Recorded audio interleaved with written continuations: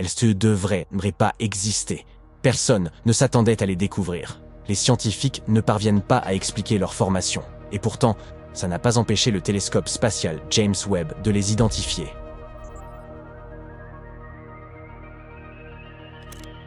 Ces 6 galaxies, aussi massives que notre Voie lactée, sont peuplées d'étoiles rouges matures. Elles se trouvent si loin de nous qu'elles apparaissent comme de minuscules points rouges, même pour ce télescope de pointe. Les astronomes ont analysé la lumière émanant de ces galaxies et ont estimé leur âge. Elles seraient apparues 500 à 700 millions d'années après le Big Bang. Jusqu'ici, rien d'étonnant. Les galaxies aussi jeunes ne sont pas vraiment rares. Les scientifiques pensent que les premiers amas d'étoiles ont pu émerger peu de temps après que l'univers a quitté ce qu'on appelle l'âge sombre, qui correspond aux 400 premiers millions d'années de son existence. À cette époque, seul un épais brouillard d'atomes d'hydrogène remplissait le cosmos. Ce qui est particulièrement étrange à propos de ces galaxies, c'est leur taille démesurée et l'âge avancé des étoiles qui les composent. Cela contredit les théories actuelles sur l'apparence et l'évolution de l'univers dans ses premières années. De plus, ces observations diffèrent de celles effectuées précédemment par le télescope spatial Hubble, le prédécesseur moins avancé de James Webb. Alors, selon les scientifiques, à quoi sont censées ressembler ces premières galaxies? La réponse est simple, jeunes et petites. En effet, jusqu'à présent, la plupart des galaxies de l'univers primitif découvertes étaient des bébés de l'espace, petites et bleutées. Elles semblaient n'avoir émergé que récemment de la soupe cosmique primordiale et étaient encore en train de former leurs premières étoiles et d'autres ensembles. La plupart des jeunes étoiles sont en réalité bleues. En vieillissant, elles acquièrent une teinte plus rougeâtre après avoir brûlé leur carburant stellaire et refroidi. C'est pourquoi les astronomes ne s'attendaient pas à découvrir des étoiles rouges vieillissantes dans les anciennes galaxies que le télescope James Webb a été conçu pour observer. Une autre surprise inattendue aurait été de découvrir des galaxies plus massives qu'1 milliard de soleils. Et pourtant, c'est bel et bien ce qui s'est produit. Les galaxies récemment découvertes sont presque aussi immenses que la Voie lactée, avec des masses respectives seulement 2 à 4 fois moindres. Le plus étonnant est que ces galaxies étaient déjà aussi vastes, alors que l'univers n'avait atteint que 3% de son âge actuel. Mais avant que les astronomes ne révisent leurs théories afin d'expliquer comment des galaxies tellement immenses ont pu se former si rapidement après le Big Bang, il est crucial de vérifier que ces observations ne soient pas dues à un autre phénomène spatial. Même dans ce cas précis, la plupart des théories alternatives nécessitent l'introduction de concepts entièrement nouveaux. L'une de ces théories propose que les étoiles dans l'univers primitif émettent de la lumière de manière inhabituelle. Étant donné que les astronomes n'en étaient pas conscients, cette possibilité n'a pas été incluse dans leur modèle. Ou bien, ce que nous savons de la formation des étoiles pourrait être inapplicable à l'univers primitif. Si l'une de ces théories s'avérait exacte, cela révolutionnerait complètement notre compréhension de la formation stellaire. Passons maintenant à l'appareil qui a permis aux astronomes de découvrir ces galaxies extraordinaires. Le télescope spatial James Webb est une merveille technologique environ 100 fois plus puissante que le télescope spatial Hubble. Et Hubble, en son temps, a pu observer des objets situés à 13,4 milliards d'années-lumière. Le télescope James Webb est également très coûteux, et c'est un euphémisme. Bien que son coût initial ait été estimé entre 1 et 3,5 milliards de dollars, le développement complet aura finalement coûté la bagatelle de 10 milliards. En comparaison, la construction et le lancement du télescope Hubble avaient coûté 4,7 milliards de dollars à la NASA, avec 1,1 milliard supplémentaire requis pour le réparer en orbite. Bien que le télescope spatial James Webb ait la hauteur d'un bâtiment de 3 étages et la taille d'un court de tennis, ses miroirs sont les plus légers parmi tous ceux des grands télescopes jamais construits. Lors de leur conception, leur poids a été réduit de 92%. À première vue, les miroirs du télescope semblent être faits d'or, mais ils sont en réalité composés de beryllium, un métal léger et fragile, de couleur gris acier. Bien qu'un revêtement en or soit appliqué à chaque miroir, ils ne peuvent pas en être entièrement fabriqués, car ce matériau précieux se dilate et se contracte avec les variations de température. De fait, la quantité totale d'or utilisée dans le télescope James Webb est inférieure à 57 grammes, ce qui représente une pièce d'or de la taille d'une balle de golf. Les couches d'or qui recouvrent les miroirs ont une épaisseur de seulement 1000 atomes. Quant aux capacités du télescope, il peut distinguer nettement une pièce d'un centime à une distance de 38 km et un ballon de football à 550 km.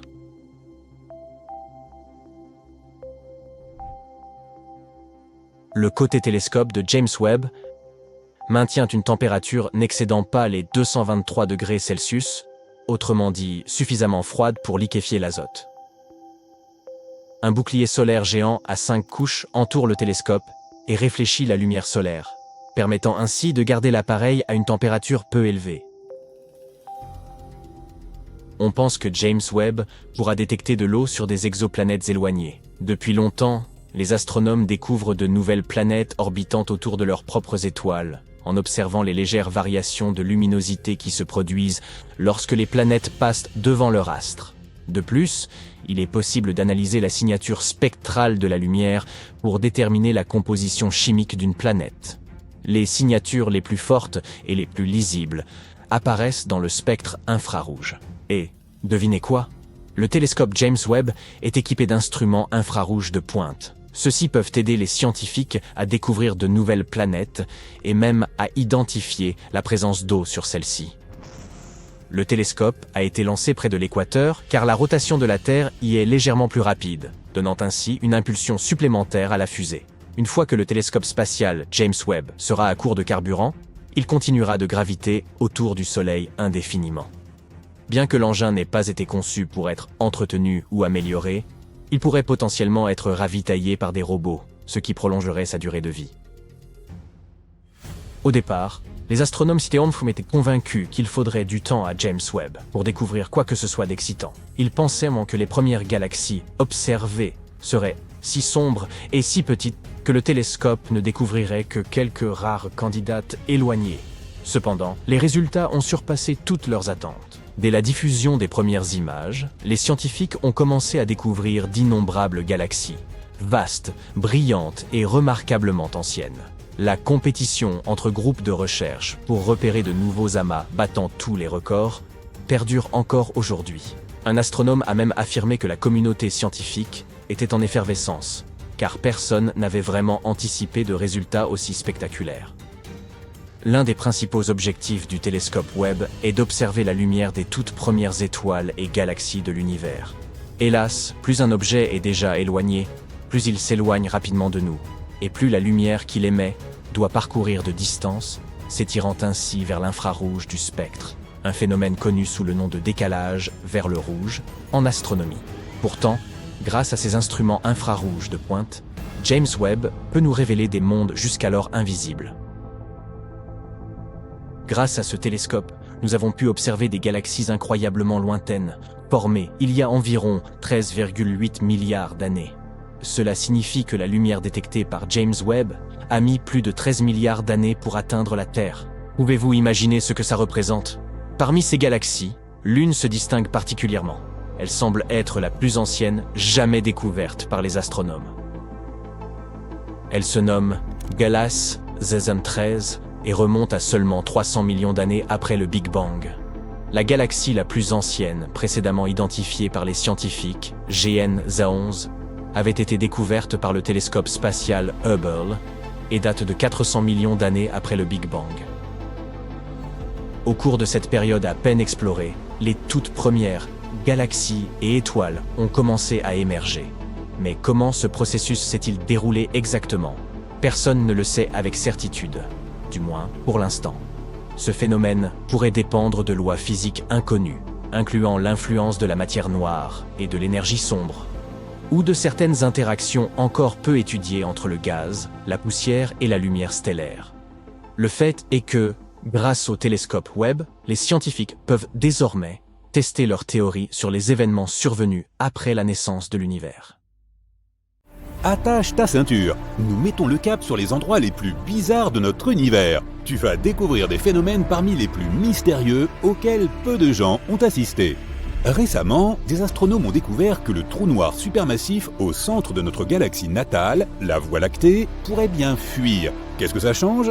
Eh bien, cela pourrait signifier que ce trou noir, appelé Sagittarius A étoile, et dont la masse est 4,1 millions de fois celle de notre Soleil, n'est pas un géant endormi comme on le pensait auparavant.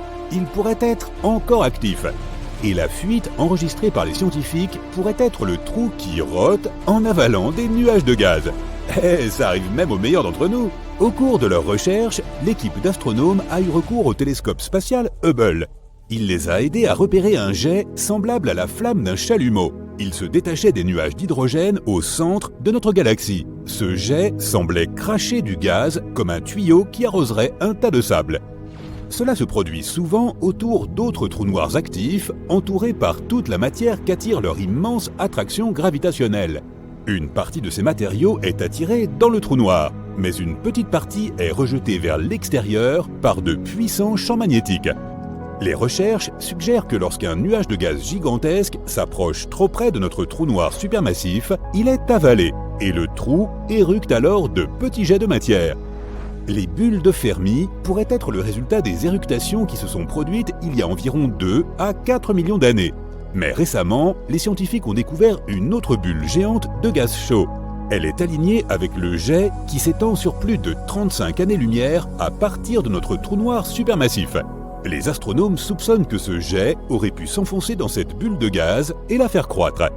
Maintenant, allons visiter d'autres endroits à couper le souffle de notre univers. Mais faites très attention, certains d'entre eux sont extrêmement dangereux. Comme cette étoile à neutrons surnommée pulsar de la Veuve Noire. Tout comme l'arachnide du même nom, il grignote son partenaire, une étoile naine brune plutôt légère. Plus ce pulsar consomme de matière, plus il tourne lentement. L'énergie que l'étoile à neutrons perd dans le processus fait que son compagnon stellaire s'étiole. Si elles existent, les pattes nucléaires sont le matériau le plus solide de tout l'univers. Formée à partir des restes d'étoiles éteintes, cette substance est comprimée pour former des enchevêtrements de matière ressemblant à des spaghettis. Elle peut se casser, mais seulement si tu y appliques 10 milliards de fois la pression nécessaire pour briser l'acier. Que dirais-tu de visiter une planète où il pleut du verre ? Perso, je ne préfère pas. Cette exoplanète bleu vif semble paisible et légèrement familière. Ne trouves-tu pas qu'elle ressemble légèrement à la Terre ? Mais cette apparence charmante dissimule la nature terrifiante de la planète. Les vents soufflent à 8700 km/h à sa surface. C'est 7 fois la vitesse du son. Mais ce n'est pas le pire. Il pleut du verre latéralement sur ce monde extraterrestre en fusion. Les tsunamis solaires sont un phénomène cosmique surnommé événement de terminaison. Ces tsunamis se produisent à l'équateur du Soleil. Des collisions cataclysmiques de champs magnétiques semblent provoquer de gigantesques tsunamis jumeaux de plasma. Ces tsunamis déchirent la surface de l'étoile, se déplaçant à une vitesse de 300 mètres par seconde. Ils peuvent durer des semaines d'affilée et se produisent toutes les décennies environ. Regarde ce corps spatial. Son surnom est l'Hyperion électrique. Ce satellite de Saturne est l'une des lunes au look le plus bizarre du système solaire. Mais son apparence n'est pas la chose la plus étrange. Cette roche, semblable à de la pierre ponce et constellée d'innombrables cratères, est aussi chargée d'électricité statique et elle se répand dans l'espace. Regarde ça, une planète errante avec des aurores. Perdues dans l'espace et dérivant à travers les galaxies, les planètes errantes ont autrefois été projetées loin de leur étoile mère. Mais l'une d'entre elles, à 200 années-lumière de la Terre, est différente des autres. C'est un objet de la taille d'une planète, mais avec un champ magnétique 200 fois plus puissant que celui de Jupiter. Ce champ est si puissant qu'il génère des aurores scintillantes dans l'atmosphère de la planète. Reste loin des trous noirs. Est-il nécessaire de le rappeler ? Oui, ils font partie des objets les plus périlleux de l'univers. Mais qu'en est-il des mini-trous noirs ? Contrairement à leurs frères et sœurs massifs, les hypothétiques mini-trous noirs pourraient être vraiment minuscules, pas plus gros qu'un atome. Mais même ainsi, un seul de ces objets minuscules aurait la masse d'1 millier de voitures. Une théorie prétend que des tonnes de micro-trous noirs auraient pu être créés juste après le Big Bang et le début de l'univers. Certains scientifiques vont même jusqu'à affirmer que quelques mini-trous noirs traversent notre planète chaque jour.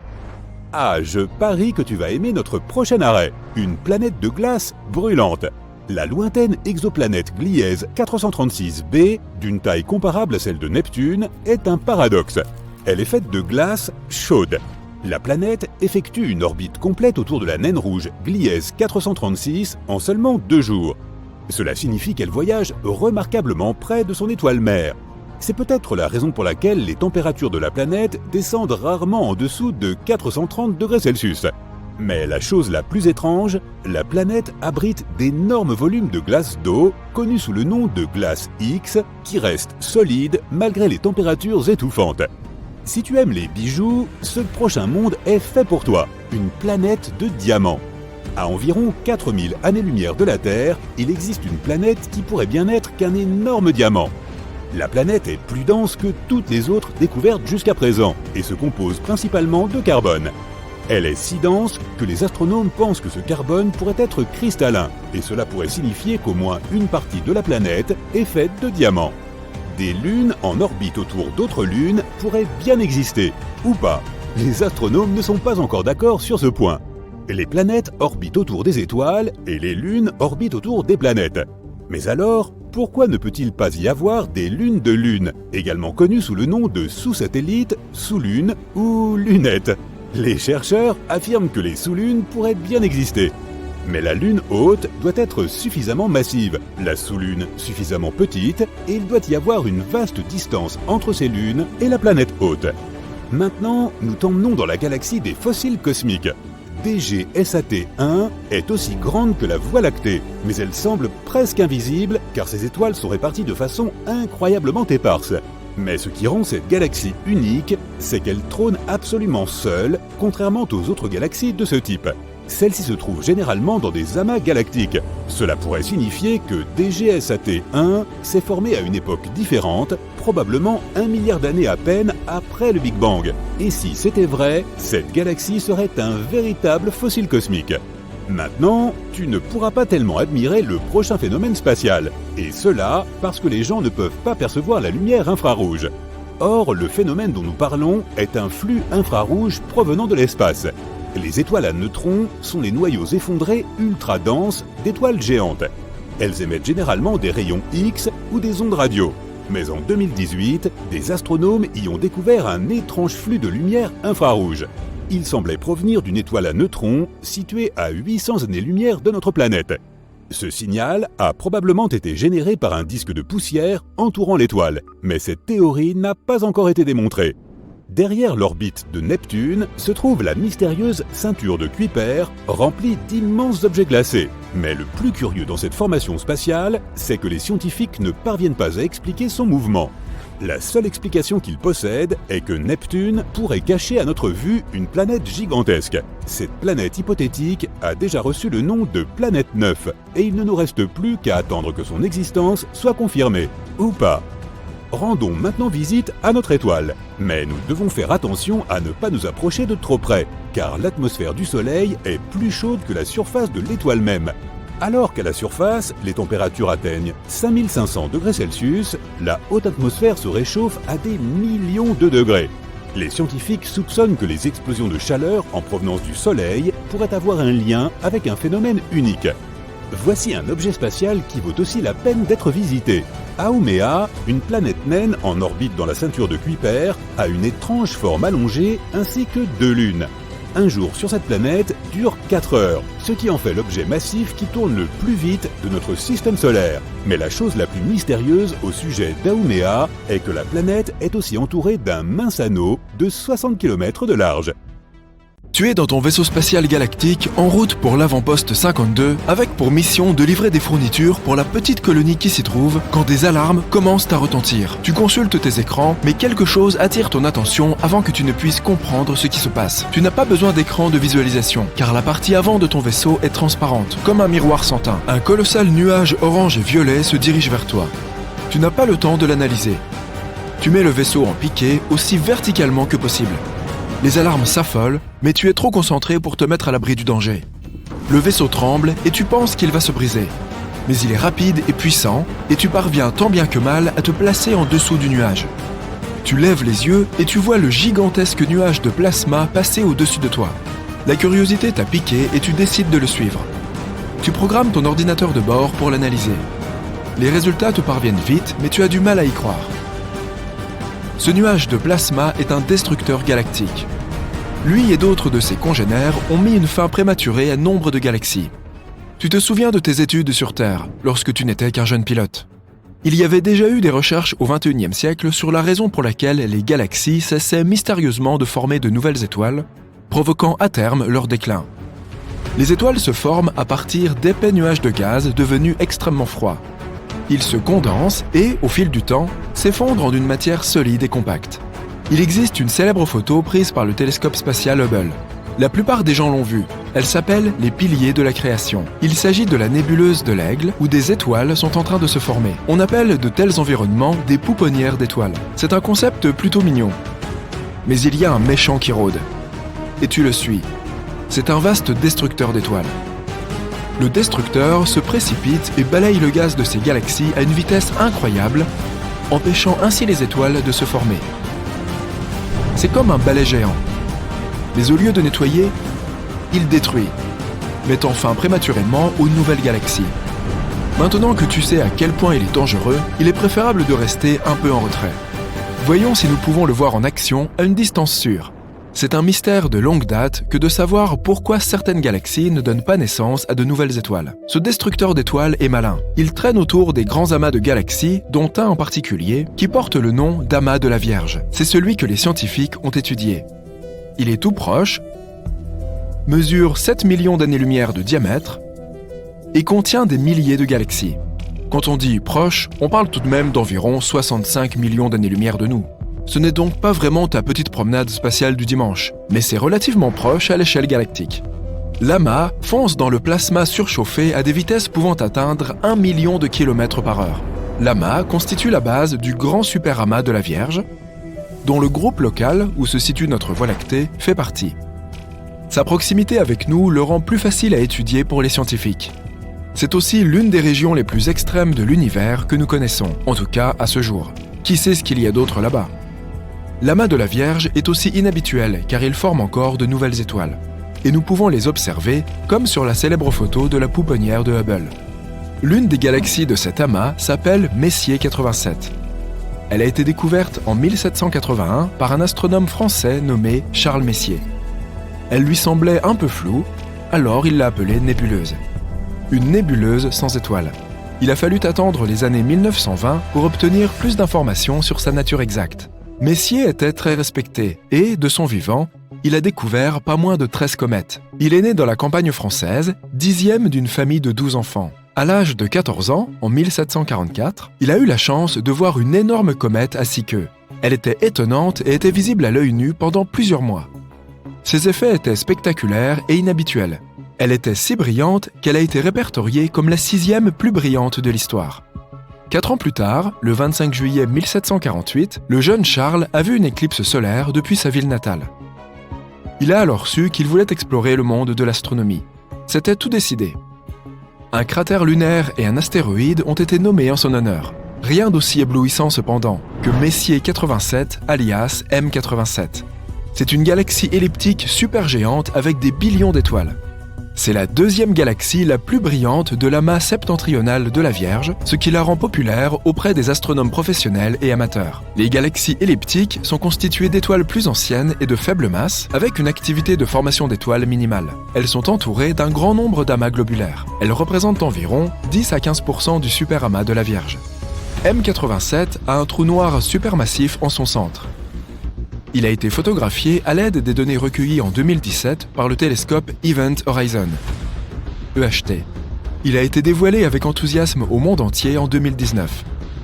En mars 2021, l'équipe de l'EHT a révélé pour la première fois une image polarisée du trou noir.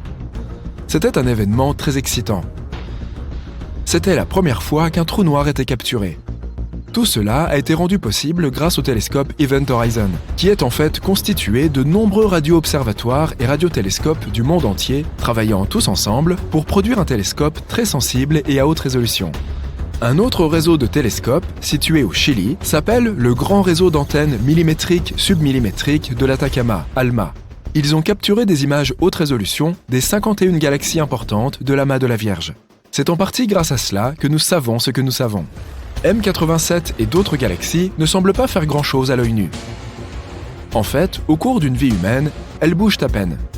Pourtant, elles sont composées de gaz, de poussière et d'autres objets et se déplacent dans l'espace à grande vitesse. Elles se déplacent lorsqu'elles sont affectées par la gravité d'autres galaxies ou par la matière noire, une entité mystérieuse qui est 5 fois plus répandue que la matière ordinaire.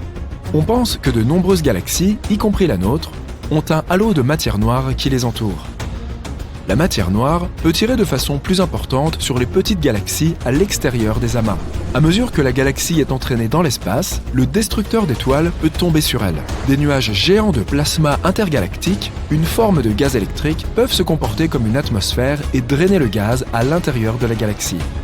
Ils balayent le gaz de cette galaxie, la privant de ce dont elle a besoin pour fabriquer des étoiles. Il est difficile de saisir l'ampleur de ce genre d'activité. Mais d'après les scientifiques, c'est ce qui est en train de se produire avec certaines galaxies ou nébuleuses sans étoiles, comme les a observées Charles Messier. Maintenant, garons notre vaisseau spatial ici et regardons cette chose en action. Ce que nous avons appelé destruction d'étoiles est aussi connu sous le nom de décapage de gaz. C'est l'un des événements extérieurs les plus spectaculaires et les plus violents de l'espace. Un scientifique du Conseil national de recherche du Canada a affirmé que les galaxies se déplaçaient si vite dans le plasma chaud de l'amas qu'une quantité de gaz moléculaire froid était arrachée de la galaxie. C'est comme si le gaz était balayé par une gigantesque souffleuse industrielle cosmique. Ce n'est pas le genre de décapage que nous souhaiterions voir se produire dans notre galaxie. Mais là, tu l'observes en pleine action.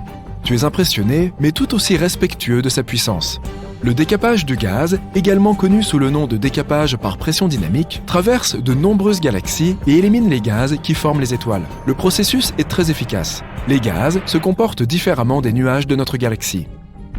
Ils ne forment pas autant d'étoiles que la nôtre. Une étude du XXIe siècle a révélé que le même processus se produit dans des groupes plus petits, de quelques galaxies seulement, avec beaucoup moins de matière noire. L'étude a examiné un nombre stupéfiant de 10 567 galaxies satellites. Ce sont des galaxies qui existent au-delà des énormes amas galactiques. Ils ont pu en étudier un si grand nombre en utilisant la technique de l'empilement. Cela permet d'en savoir plus sur un ensemble d'objets peu lumineux, en combinant toutes les informations de ces objets et en extrayant une caractéristique moyenne. Ils ont finalement déterminé que le décapage du gaz est potentiellement la principale façon dont les galaxies et la formation des étoiles sont entravées par leur environnement. C'est plutôt malheureux d'avoir un voisin aussi méchant. Maintenant que ta curiosité a été satisfaite, il est préférable de quitter ce nuage de plasma et de poursuivre ton voyage vers l'avant-poste 52. Tu vas être en retard et tu pourrais avoir de sérieux problèmes.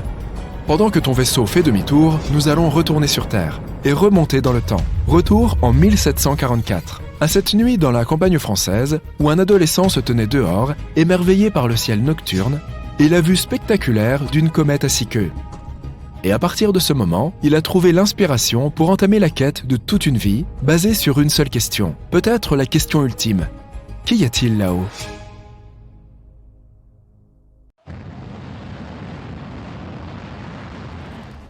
La NASA a lancé une sonde spatiale directement vers le Soleil.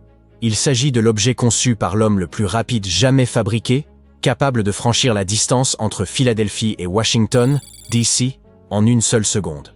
La sonde solaire Parker a pour mission d'analyser les phénomènes extrêmes de notre étoile. Les scientifiques avertissent que de gigantesques tempêtes solaires sont inéluctables et pourraient avoir des conséquences désastreuses pour notre planète. La sonde s'est rapprochée du Soleil 7 fois plus que toute autre mission antérieure.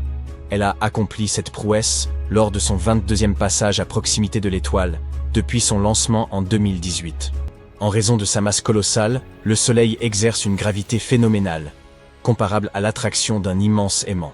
Au fil de ses orbites autour du Soleil, la sonde exploite la gravité pour accroître progressivement sa vitesse et atteindre des sommets vertigineux.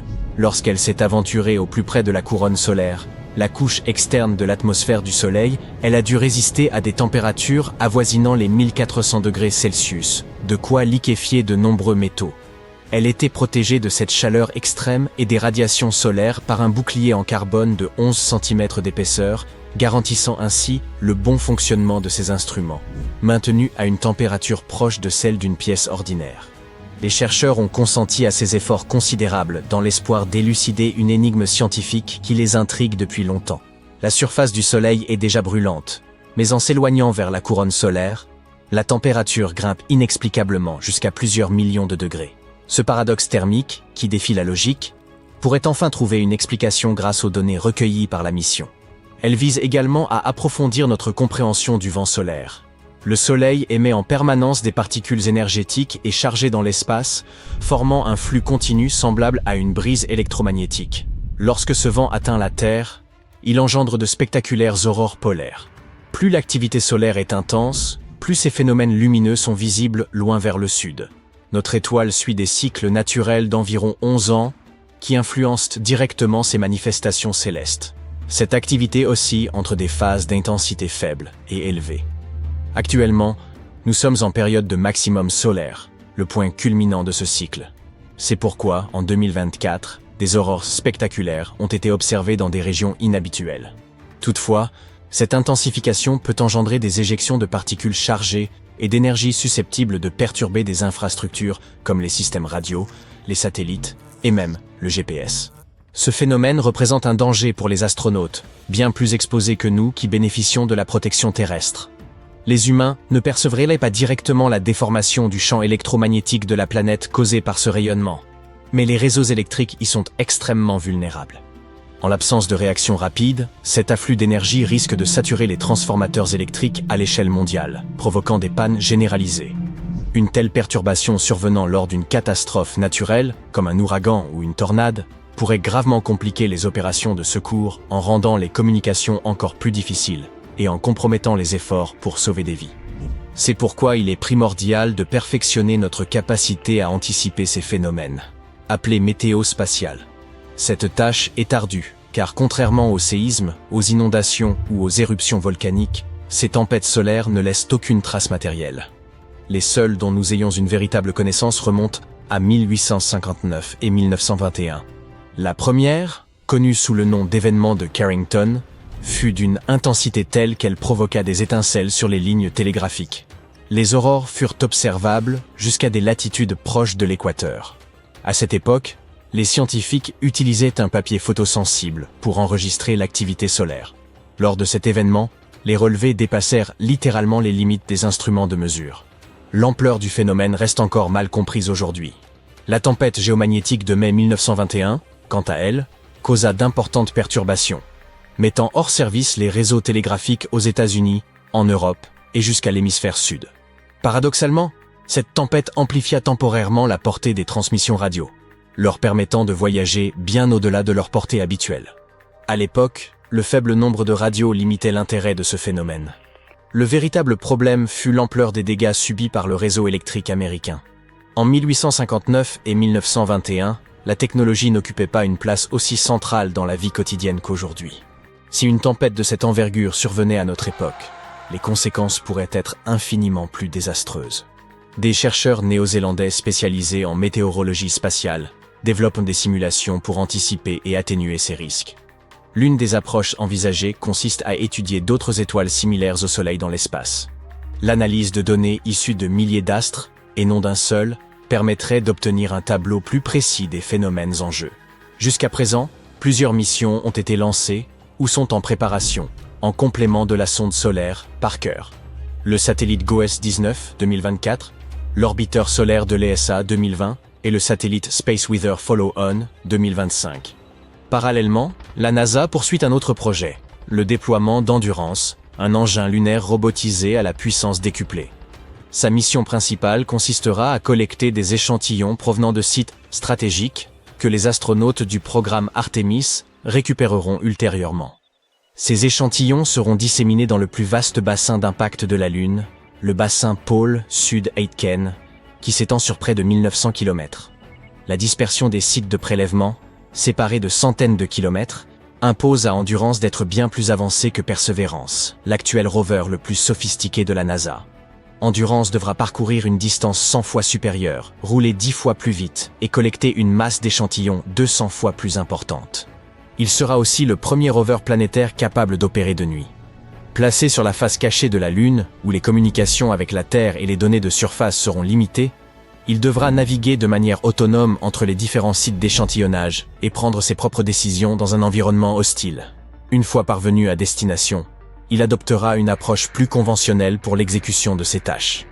Les scientifiques d'Alpo sur Terre joueront un rôle actif en dirigeant le rover dans l'exploration des sites et la collecte d'échantillons. Ils assureront également un suivi constant de ses performances en analysant sa télémétrie, c'est-à-dire les données qu'il transmet, notamment son état de fonctionnement. En cas d'usure détectée sur un composant ou d'un dysfonctionnement, ils ajusteront les opérations afin de garantir le bon déroulement de la mission. Ce projet nécessitera des investissements colossaux, probablement bien supérieurs aux 450 millions de dollars déjà engloutis par la mission lunaire Viper, avant son annulation par la NASA. Tandis qu'Endurance est encore en phase de conception, le module d'atterrissage lunaire Blue Ghost est déjà en route pour la Lune. Sa mission principale est la recherche. Durant 25 jours, il évoluera en orbite terrestre pour effectuer des mesures et guetter le moment opportun pour se propulser vers la Lune. Après 4 jours de transit, il se placera en orbite lunaire pour une période de 16 jours, durant laquelle il collectera de nouvelles données. Il descendra ensuite dans l'un des plus vastes bassins lunaires, Mare Crisium, où il restera une journée lunaire, soit 14 jours terrestres. Ces instruments mesureront les températures du sous-sol, les niveaux de radiation et d'autres paramètres essentiels. En fin de mission, Blue Ghost capturera des images du coucher de soleil lunaire. Conçu sans capacité de retour vers la Terre, il accomplira quelques tâches finales avant de s'éteindre définitivement à la tombée de la nuit. Dans le cadre d'un autre projet spatial ambitieux, la NASA a sélectionné une équipe d'ingénieurs en aérospatial de l'Université de Floride pour mener le programme GERATIS, Gravitational Reference Advanced Technology Test in Space. Ce projet, doté d'un budget de 12 millions de dollars, vise à améliorer le suivi des mouvements des plaques tectoniques et des océans terrestres grâce à des observations spatiales. Gratis sera équipé de capteurs ultra performants capables de détecter les moindres variations gravitationnelles à l'échelle nanométrique, soit 1 milliardième de mètre. Ces données permettront d'affiner la surveillance des sécheresses, d'évaluer les réserves d'eau souterraines et d'analyser les fluctuations du niveau des océans. Le lancement est prévu aux alentours de 2027 à bord d'une fusée, SpaceX Falcon 9. Des explosions étranges aux teintes bleues vives surgissent ça et là dans l'univers, captivant l'attention des astronomes. Ce phénomène rare et d'une puissance exceptionnelle porte un nom savant: transitoire, optique, bleu rapide. Curieusement, ce phénomène ne se comporte comme rien de ce que nous connaissons, et les choses ont pris une tournure encore plus inattendue lorsque le dernier en date s'est produit dans une région improbable. Pour bien saisir ce qui s'est passé l'an dernier, il nous faut de remonter un peu dans le temps. Ce type d'explosion inhabituelle a été observé pour la première fois en juin 2018. L'éruption bleue, située à environ 200 millions d'années-lumière de la Terre, a été surnommée The Cow. Bien entendu, cet événement n'avait rien à voir avec une vache, mais il présentait une configuration insolite. À l'époque, cette explosion se distinguait comme l'événement le plus asymétrique jamais détecté par les astronomes, se déployant dans l'espace sous une forme aplatie semblable à celle d'une crêpe, contrairement à la forme sphérique attendue. Ce phénomène rappelle une supernova, une explosion cosmique courante qui survient lorsqu'une étoile épuise son carburant nucléaire et s'effondre sous sa propre gravité. Cependant, les chercheurs ont relevé 3 distinctions majeures. Premièrement, ce phénomène est bien plus puissant qu'une supernova ordinaire. Lorsqu'il se manifeste, l'éclair bleu libère plus d'énergie qu'une galaxie entière composée de centaines de milliards d'étoiles comparables au Soleil. Deuxièmement, il est beaucoup plus rapide. L'explosion atteint sa luminosité maximale et disparaît en quelques jours, alors qu'une supernova peut nécessiter des semaines, voire des mois, pour disparaître complètement. Enfin, troisième différence, ces éclats bleus peuvent être d'une luminosité bien plus intense. Ces objets énigmatiques sont considérés comme le phénomène optique le plus lumineux connu dans l'univers. Mais contrairement à une supernova classique, il semble qu'aucun élément radioactif ne soit à l'origine de cette brillance. Cela implique donc que l'énergie provient d'une autre source. Mais la question demeure, de quelle source s'agit-il ? Les scientifiques sont encore loin d'avoir percé tous les mystères entourant ce phénomène. Depuis qu'il a été observé pour la première fois, des investigations approfondies sont en cours, et 15 télescopes à travers le monde scrutent en permanence le ciel pour le détecter. Depuis 2018, ces explosions extrêmes ont été observées environ une fois par an. Ainsi, bien qu'elles soient rares, elles ne sont pas aussi exceptionnelles qu'on pourrait le penser. Plusieurs hypothèses ont été avancées pour expliquer l'existence de ces transitoires optiques rapides. La plus plausible est qu'il s'agirait d'un résidu stellaire. Autrement dit, ce qui subsiste lorsqu'une étoile arrive à la fin de son cycle. Les deux principaux candidats sont une étoile à neutrons ou un trou noir, émettant des radiations à des vitesses proches de celles de la lumière. La théorie suggère qu'il s'agirait d'une étoile massive, bien plus imposante que celles qui donnent naissance aux supernovas habituelles. Au moment où cette étoile commence à s'effondrer, il serait logique qu'elle laisse un trou noir derrière elle. Si cette étoile gigantesque refuse de quitter l'univers discrètement, elle pourrait former un disque d'accrétion tourbillonnant autour du trou noir, constitué de gaz, de poussière et d'autres matières. Ce disque pourrait projeter des jets de matière à des vitesses extrêmement élevées, semblables à de puissants jets cosmiques. Cela pourrait correspondre précisément à ce que nous observons sous la forme de ces brusques éruptions lumineuses. Cependant, cela reste une théorie parmi d'autres. La véritable cause de ces explosions demeure un mystère, nécessitant encore de nombreuses observations et analyses. Les chercheurs considèrent que comprendre un tel phénomène représente une véritable aubaine, car il s'agit là d'un résidu stellaire loin d'être inactif, mais au contraire en pleine effervescence. Depuis que ce phénomène a été repéré pour la première fois, toutes les occurrences similaires observées par nos télescopes se sont produites dans le même type de région.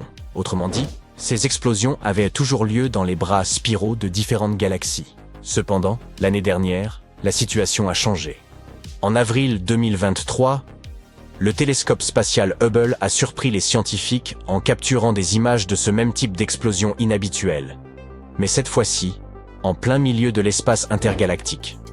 Contrairement aux attentes, cette explosion ne s'est pas produite à l'intérieur d'une galaxie, mais dans l'espace entre deux d'entre elles, à environ 50 000 années-lumière d'une grande galaxie spirale et à 15 000 années-lumière d'une plus petite.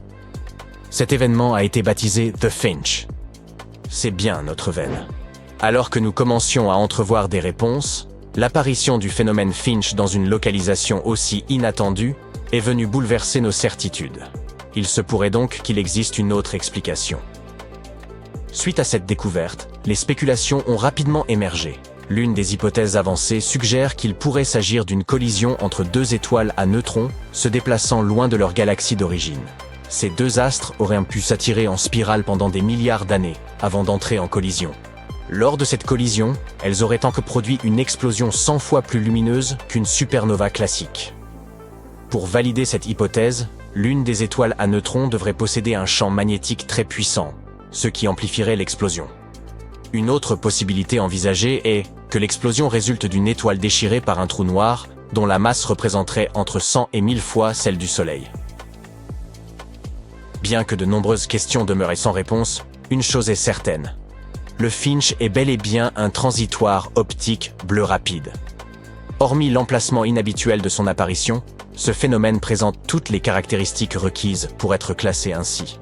Une luminosité exceptionnelle et une vitesse fulgurante, avec une origine encore extrêmement difficile à élucider. Par ailleurs, les observations des télescopes Gemini South, de l'Observatoire de rayons X Chandra et du radiotélescope Very Large Array ont confirmé cette classification. L'ajout de ces nouvelles données ne fait que compliquer davantage les efforts des chercheurs pour discerner un éventuel schéma dans cet ensemble de phénomènes. Le Finch n'est pas le seul phénomène inhabituel de cette catégorie. Revenons un an en arrière, en 2022. Une explosion bleue a été détectée en septembre, et elle a été surnommée le diable de Tasmanie. Comme les autres événements similaires, cette explosion bleue est apparue et s'est estompée très rapidement. Puis, un événement mystérieux s'est produit. Exactement 100 jours plus tard, les observateurs qui continuaient à suivre le phénomène ont eu droit à un cadeau de Noël anticipé, une nouvelle éruption, aussi brillante et fascinante que la première. Incroyable. Cela signifie que nous parlons de deux explosions étranges et similaires, survenues au même endroit et dans un laps de temps rapproché. C'était une première dans le domaine. Très vite, 13 télescopes à travers le monde, dont l'un équipé d'une caméra à haute vitesse, se sont focalisés sur le phénomène du diable de Tasmanie. En l'espace de 120 jours, ils ont réussi à capturer 14 autres impulsions lumineuses irrégulières. Cet exploit est d'autant plus remarquable qu'il prouve que, loin de se manifester une seule fois pour disparaître comme prévu, le diable de Tasmanie a continué à émettre des explosions d'énergie comparables à celles d'une supernova, à maintes reprises. Imaginez une telle puissance. Ce scénario continue de captiver la communauté scientifique, car il repousse les limites de la physique. Non seulement en raison de cette production d'énergie extrême, mais aussi à cause des éclats de courte durée. Pour vous donner une idée, ces éruptions lumineuses durent de 10 minutes à environ 4 heures. Et croyez-moi, à l'échelle de l'univers, c'est prodigieusement rapide. C'est la seule fois qu'une saison prolongée de cet événement a été observée. Toutefois, après réflexion, les avis au sein de la communauté scientifique sont partagés. D'un côté, certains pensent que le diable de Tasmanie pourrait être un événement totalement unique. De l'autre, il est possible que ce soit simplement la première fois que nos télescopes l'ont observé sous un angle aussi direct. Pour approfondir notre compréhension de ce phénomène, les scientifiques ont besoin d'étudier un plus grand nombre d'échantillons. Tous les espoirs reposent comme désormais sur le futur observatoire Vera C. Rubin, en cours de construction au Chili. Il sera équipé d'un télescope de 8 mètres de diamètre et de la plus grande caméra numérique jamais conçue pour ce type d'observation. Selon la NASA, cette technologie pourrait enfin apporter des réponses sur ces mystérieuses explosions bleues. Nous avons de quoi nous réjouir, car cela pourrait bien marquer le début d'une nouvelle ère dans notre compréhension de l'évolution stellaire. Ah, l'espace, l'ultime frontière. Une vaste et mystérieuse étendue qui nous fascine depuis des siècles. Mais bien que nous en ayons appris pas mal sur le sujet, sachez que certains mensonges circulent encore aujourd'hui. Jetons un coup d'œil à certaines des plus flagrantes fictions et faisons la part des choses. Tout d'abord, nous croyons que l'espace est une espèce de territoire neutre et intact. Mais ce n'est pas exactement vrai. Cela fait des décennies que nous polluons l'espace avec nos débris. Il y a de vieux satellites, des pièces de fusée. En fait, plus de 20 000 morceaux de débris sont actuellement en orbite autour de la Terre. Et ils causent toutes sortes de problèmes pour les futures missions spatiales. Alors si vous prévoyez de visiter l'espace prochainement, faites un peu attention. On ne sait jamais sur quoi on peut tomber. Saviez-vous que le Soleil n'est pas jaune? Il est vert, enfin, en quelque sorte. Vous voyez, les scientifiques mesurent la température d'une étoile par le spectre de couleurs qu'elle émet. Les étoiles les plus froides donnent du rouge et les plus chaudes donnent du bleu. Notre Soleil émet la plus grande partie de son énergie sur une longueur d'onde proche du vert. Mais comme il émet aussi d'autres longueurs d'onde, ça finit par faire un beau mélange que nos yeux perçoivent comme du blanc. De la Terre, cependant, le Soleil nous paraît jaune parce que notre atmosphère disperse très bien la lumière bleue. Si notre étoile était vraiment jaune, nous serions des ours polaires sur un caillou glacial. Et puis le Soleil ne brûle pas réellement. C'est une énorme boule de gaz composée principalement d'hydrogène et d'hélium. Et elle fonctionne comme un gigantesque réacteur nucléaire, fusionnant constamment des atomes d'hydrogène pour créer de l'hélium à l'intérieur de son noyau. Ce processus libère d'énormes quantités d'énergie, et c'est pour ça que le Soleil est si chaud. Et en parlant de choses brûlantes, les explosions dans l'espace ne sont pas réelles. Désolé, les fans de Star Wars. Un vaisseau spatial ne peut pas exploser violemment, car il n'y a pas d'air dans l'espace. Pas d'air, ça signifie pas d'oxygène, et sans oxygène, pas de feu.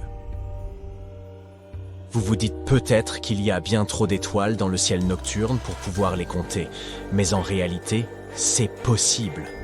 Selon le catalogue des étoiles brillantes de Yale, nous pouvons voir 9110 étoiles à l'œil nu depuis la Terre. Donc techniquement, vous pouvez les compter, mais vous risquez quand même de vous endormir avant d'avoir terminé. Vous êtes inquiet à l'idée de traverser une ceinture d'astéroïdes? Ne le soyez plus. Bien qu'elle contienne des billions de rochers qui vont du grain de poussière à un gros quart de lune, ils sont très espacés. La ceinture d'astéroïdes situé entre Mars et Jupiter, mesure 225 millions de kilomètres de large, soit 1,5 fois la distance entre la Terre et le Soleil. Cela répartit les rochers sur des milliers de kilomètres de distance, rendant presque impossible une collision avec un vaisseau spatial. Gèleriez-vous instantanément dans l'espace sans combinaison? Non, vous ne vous transformeriez pas en glaçon tout de suite. Cela prendrait un peu de temps, car la chaleur et le froid ne se déplaçaient pas très rapidement dans le vide. Malheureusement pour vous, il y aurait un autre problème. Vous ne pourriez pas respirer. Après seulement 15 secondes, votre cerveau ne recevrait plus assez d'oxygène et vous perdriez connaissance. Ensuite, après seulement 2 minutes, c'en serait fini pour le reste de vos organes. Donc, en bref, si vous sortiez dans l'espace sans combinaison spatiale, votre balade ne durerait pas longtemps. Saviez-vous que l'espace n'a pas de température du tout? C'est parce que la température est définie par la vitesse à laquelle les particules se déplacent et par la quantité d'énergie qu'elles possèdent. Dans le vide de l'espace, il n'y a pas de déplacement de particules, donc pas de température. Bien sûr, certaines parties de l'espace sont très chaudes, par exemple les zones autour des étoiles, mais plus vous vous en éloignez, plus les particules s'éparpillent et plus il fait froid. En numéro 9, nous avons la forme de notre planète. Non, elle n'est pas plate, mais ce n'est pas non plus une sphère parfaite. Oui, elle se gonfle à l'équateur à cause de sa rotation. C'est un peu comme si la Terre dansait. Et à cause de ce gonflement, lancer des fusées depuis l'équateur est beaucoup plus facile que depuis les pôles. En ce qui concerne les sons dans l'espace, c'est un peu compliqué. Vous pourriez penser que personne ne vous entendra crier, mais ce n'est pas tout à fait exact. Les sons ont besoin de quelque chose à travers quoi voyager, comme l'air ou l'eau. Dans l'espace, les choses sont très éparpillées. Donc, toutes ces grandes batailles spatiales et ces explosions galactiques seraient complètement silencieuses. Pourtant, certaines zones contiennent suffisamment de particules pour que le son puisse se propager. Par exemple, on peut entendre le trou noir au centre de l'amas de Persée. Un autre mythe concerne la gravité zéro. Ça n'existe pas. Il y a toujours un peu de gravité autour de la Station spatiale internationale, environ 90% de ce que nous ressentons sur notre bonne vieille Terre. Et si les astronautes flottent, c'est parce qu'ils sont essentiellement en chute libre autour de la planète. Soyons réalistes, la version d'Hollywood du voyage spatial ne tient pas debout. Certes, les orbites existent, mais avec des altitudes différentes, on a des vitesses différentes. Donc passer d'une orbite à une autre n'est pas exactement un jeu d'enfant. On ne peut pas simplement se lancer dans la bonne direction en espérant que ça se passe bien. Il faut prendre en compte les vitesses orbitales. Je pense au film de 2013 Gravity, dans lequel Sandra Bullock essaye de survivre dans l'espace. Les réalisateurs ont quelque peu transformé les faits, mais c'est pour le spectacle. En 1976, la sonde Viking 1 de la NASA a pris une photo d'une étrange formation rocheuse sur Mars. Ça ressemblait un peu à un visage. Certains ont affirmé qu'on tenait là la preuve de la vie extraterrestre sur la planète rouge. Mais la NASA avait une autre explication. Selon l'agence spatiale, ce visage n'était rien de plus qu'un tas de roches empilées de telle manière que les ombres qu'elles projetaient créaient une illusion, un dessin. Il s'avère qu'il ne s'agit que d'une colline ordinaire et très photogénique. Le système solaire ne bouge pas. Mensonge.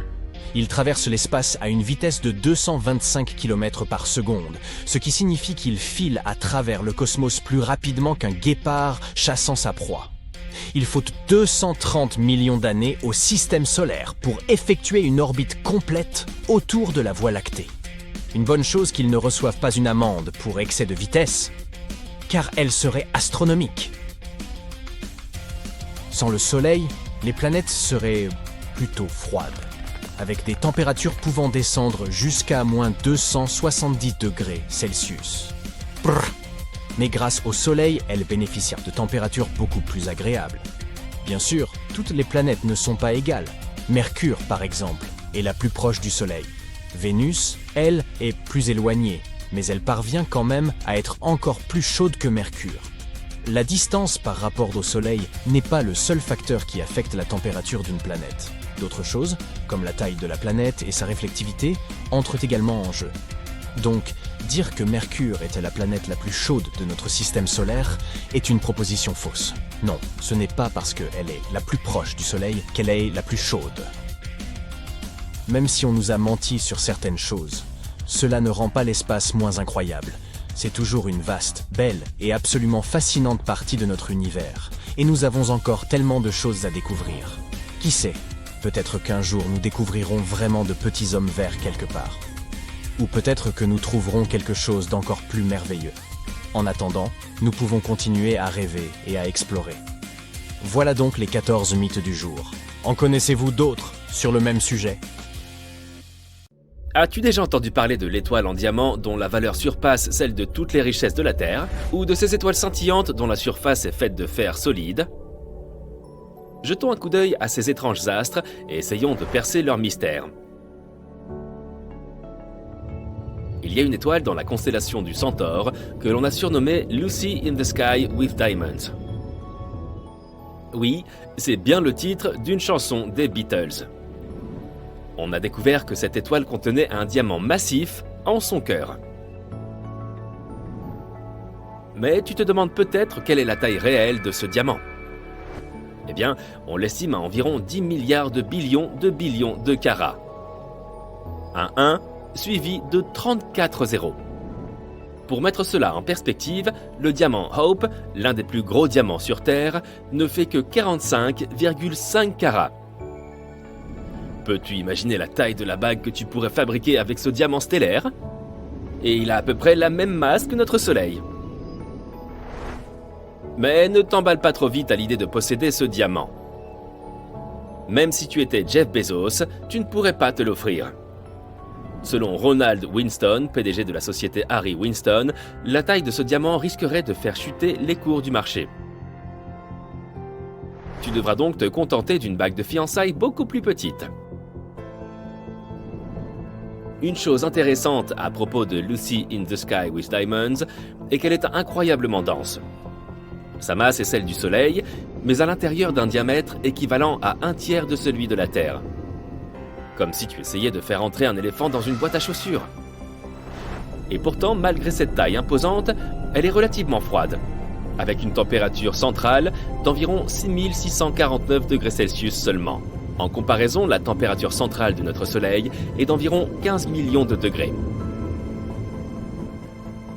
Depuis la découverte de Lucy in the Sky with Diamonds, on a trouvé plusieurs autres étoiles cristallisées, dont certaines ont un cœur de diamant de la taille de la Terre. Cela prouve bien que l'univers est plein de surprises, et qu'on ne sait jamais quel genre de trésor on découvrira dans la vaste étendue de l'espace. Nous avons trouvé d'autres curieuses étoiles. Il y a beaucoup de choses étranges et inexpliquées dans l'espace. Prenons l'exemple de Vega. Vega, qu'on appelle aussi Alpha Lyrae, est une étoile située dans la constellation de la Lyre. C'est l'une des étoiles les plus brillantes du ciel nocturne et elle est facilement visible à l'œil nu dans la plupart des régions du monde. Pour nous, habitants de l'hémisphère nord, Vega est une belle étoile lumineuse. Mais nous avons découvert l'un de ses secrets. Elle est en fait un peu écrasée. Sa vitesse de rotation fait qu'elle se renfle à l'équateur, comme si elle avait un peu de ventre. Elle tourne une fois toutes les 12,5 heures, ce qui est assez rapide pour une étoile. Et elle projette de la matière autour d'elle. C'est un peu comme si elle faisait du hula hoop. Cette matière étant assez éloignée de son centre, elle subit donc moins la gravité, ce qui la refroidit et l'assombrit. On appelle ça assombrissement par la gravité. Vega est donc le pire cauchemar d'un conseiller en fitness cosmique. Pour nous qui l'observons, elle paraît toujours ronde, parce que nous la regardons depuis l'extrémité du pôle de la Terre. Si nous l'observions depuis un autre angle, nous aurions une vue très différente. Et nous nous demanderions si Vega ne se goinfre pas de beignets cosmiques quand nous lui tournons le dos. Mais même si nous nous moquons un peu de son tour de taille, il est indéniable que Vega reste l'une des étoiles les plus fascinantes de notre galaxie. Mais tu veux voir quelque chose de vraiment brillant? Que dirais-tu d'une supernova? Les supernovas sont de gigantesques explosions qui se produisent lorsque les étoiles atteignent la fin de leur vie. C'est comme le bouquet final d'un feu d'artifice, mais à l'échelle cosmique. Elles libèrent plus d'énergie en quelques secondes que notre Soleil n'en produira pendant toute sa vie. Et c'est exactement ce qui est arrivé à l'étoile que nous allons voir maintenant. Un objet céleste nommé IPFT I4HLS. Mais il y a un hic. Il ne s'agit pas d'une supernova ordinaire. Cette étoile a bien explosé en 2014 et a commencé à s'éteindre comme attendu. Mais elle a ensuite recommencé à briller. Tu parles d'une entrée en scène. Et comme si cela ne suffisait pas, elle a continué à s'éteindre, puis à s'illuminer au moins 5 fois au total. Un peu comme un yo-yo. C'est comme si elle n'arrivait pas à décider si elle voulait continuer à briller ou s'éteindre pour toujours. En outre, lorsque les scientifiques ont mesuré le spectre de cette supernova, ils ont constaté qu'elle évoluait 10 fois plus lentement que les autres étoiles. Peut-être qu'elle souhaite simplement profiter un peu de sa vieillesse. En somme, cet objet est un véritable mystère. Mais ce n'est pas la seule étoile souffrant du syndrome 2 en 1. À première vue, MY Camelopardalis semble assez ordinaire. Mais en y regardant de plus près, les astronomes ont découvert qu'il s'agissait en fait de 2 étoiles. Elles tournent l'une autour de l'autre à plus de 950 000 km/h. Il s'agit d'un système stellaire binaire à contact, ce qui signifie que les étoiles sont si proches l'une de l'autre qu'elles partagent une enveloppe commune. En d'autres termes, elles sont si proches qu'elles se bécotent, littéralement. Ces Roméo et Juliette célestes sont l'une des étoiles binaires les plus massives que l'on connaisse. Elles pèsent respectivement 32 et 38 masses solaires.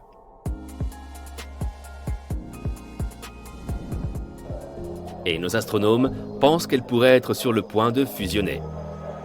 Ce qui signifie qu'un jour, elles pourraient se combiner pour former une super étoile géante. Qui aurait cru que l'espace pouvait être si romantique? Voici maintenant un autre nom à rallonge. HD 140283, l'étoile Mathusalem. Ce petit bonhomme dans la constellation de la Balance existe depuis un bout de temps. Et par un bout de temps, je veux dire très très longtemps. En fait, les scientifiques pensaient qu'elle était plus vieille que l'univers lui-même. Imagine un peu si c'était vrai. Mais ils ont fini par découvrir qu'elle avait environ 14 milliards d'années, soit le même âge que notre univers. C'est quand même assez impressionnant. Elle est si vieille qu'elle se souvient de l'époque où la Voie lactée n'était qu'une petite galaxie. Malgré tout, elle a encore un peu de vie en elle. Elle commence tout juste à se transformer en géante rouge, ce qui est un peu comme lorsque tu atteins la trentaine. Elle vieillit donc assez bien. Mais si toutes ces choses restent plus ou moins compréhensibles, que dire de cette étoile que les astronomes ont surnommée WTF, ou qu'est-ce que c'est que ce truc? On l'appelle aujourd'hui l'étoile de Tabi.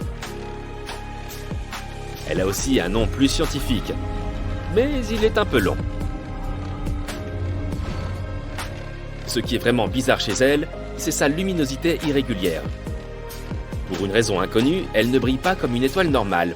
Elle clignote, comme quand on allume et éteint une lampe de poche. Et il ne s'agit pas d'une petite baisse de luminosité, mais d'une chute de 22%. Ce n'est donc pas parce qu'un objet viendrait la cacher de temps à autre.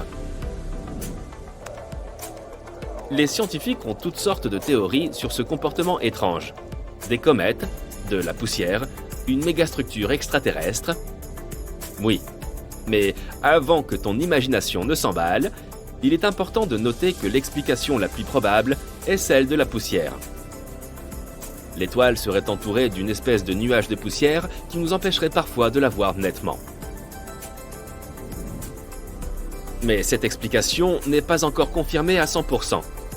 Et il reste encore beaucoup de mystères autour de l'étoile de Tabi. Une chose est sûre, Elle est peut-être un peu bizarre, mais c'est ce qui la rend si fascinante. Et voilà, mon ami. Nous restons émerveillés par l'incroyable diversité et par l'étrangeté du cosmos. Il y a encore tant de choses à découvrir, alors continuons à explorer l'univers à la recherche de ces fabuleux trésors.